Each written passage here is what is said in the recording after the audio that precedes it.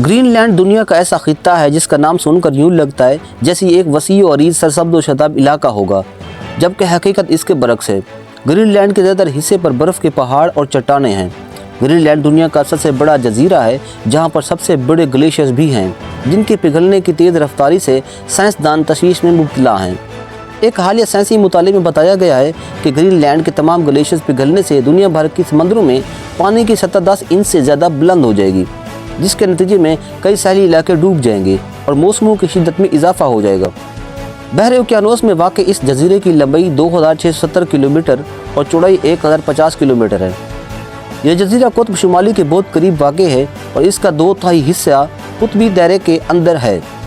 یہ خیال ہی خوف طاری کر دیتا ہے کہ جب 18 لاکھ مربع کلومیٹر رقبے میں پھیلی ہوئی 5000 سے 10,000 فٹ برف کی موٹی پرتیں پگھل کر سمندروں میں شامل ہو جائیں گی تو دنیا کا کیا منظرنامہ ہوگا۔ سائنسی جریدے کلائمیٹ چینج میں شائع ہونے والی ایک رپورٹ میں بتایا گیا ہے کہ گرین لینڈ کے تمام برف پگھلنے سے دنیا بھر کی سمندروں کی سطح کم از کم 30 انچ اونچی ہو جائے گی، جس سے نہ صرف بہت سے ساحلی علاقے ڈوب جائیں گے بلکہ سمندروں میں جہاز رانی بھی مشکل تر ہو جائے گی۔ برف اور پانی کا توازن بگڑنے کا نتیجہ انتہائی شدید موسم اور خطرناک طوفانوں کی شکل میں نکلے گا۔ سائنسی مطالعے کے شریک مصنف اور گلیشیئرز کے علوم کے ایک ماہر ولیم گولگن کہتے ہیں کہ قیاس یہ ہے کہ اس صدی کے آخری یا اگلی صدی کے وسط تک تمام برف پگھل جائے گی۔ ولیم گولگن کہتے ہیں کہ اس وقت موسمی حالت کیا ہوگی، اس کا اندازہ اس بات سے لگایا جا سکتا ہے کہ آج کل ہمارا سامنا اکثر جن شدید طوفانوں سے ہوتا ہے، 50 برس پہلے اتنے شدید طوفان بہت کم آتے تھے۔ ولیم گولگن کہتے ہیں کہ گلیشیئرز میں دو قسم کی برف ہوتی ہے، ایک وہ جو گلیشیئر کا حصہ ہوتی ہے اور دوسری وہ جو پگھل کر ٹوٹ پھوٹ کا شکار ہو رہی ہوتی ہے۔ اس برف کو انہوں نے مردہ برف کہتے ہوئے زومبی آئس کا نام دیا۔ گرین لینڈ کے زومبی آئس ساحلی آبادی اور جہاز رانی کے لیے بہت خطرہ ہے۔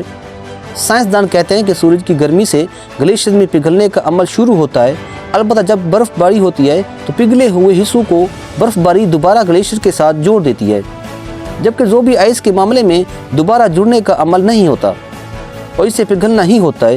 عالمی حدت میں اضافے کے نتیجے میں گلیشیئر پگھلنے سے اب برف زومبی آئس بن رہی ہے۔ گرین لینڈ میں سائنسدانوں کی تحقیق سے یہ بھی ظاہر ہوا ہے کہ برف باری کے نظام میں ایک قدرتی توازن قائم ہے۔ موسم گرم ہونے پر گلیشیئر کی برف پگھلتی ہے اور جب برف باری ہوتی ہے تو وہ غائب ہونے والی برف کی جگہ ایک نئی برفانی تہہ بچھا دیتی ہے جو گلیشیئر سے جڑ جاتی ہے، جس سے گلیشیئر کی موٹائی اور حجم میں ایک خاص توازن برقرار رہتا ہے۔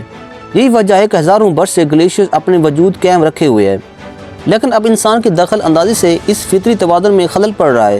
تیل کی بڑھتی ہوئی استعمال سے کاربن گیسوں کے اخراج میں اضافہ ہو رہا ہے، جس سے کرۂ ارض کا درجہ حرارت بڑھ رہا ہے اور گرین لینڈ سمیت دنیا بھر میں پہاڑیوں کی چوٹیوں پر موجود گلیشیئرز تیزی سے پگھل رہے ہیں۔ سائنسدان کہتے ہیں کہ گلوبل وارمنگ نے پہاڑوں پر موجود برف کی مقدار اور حجم کے توازن میں بگاڑ پیدا کر دیا ہے۔ اب گلیشیئر زیادہ تیزی سے پگھل رہے ہیں۔ برف باری اس خلا کو اس لیے پور نہیں کر پا رہی کیونکہ گلیشیئرز کی زومبی آئس اس عمل میں رکاوٹ بن رہی ہے۔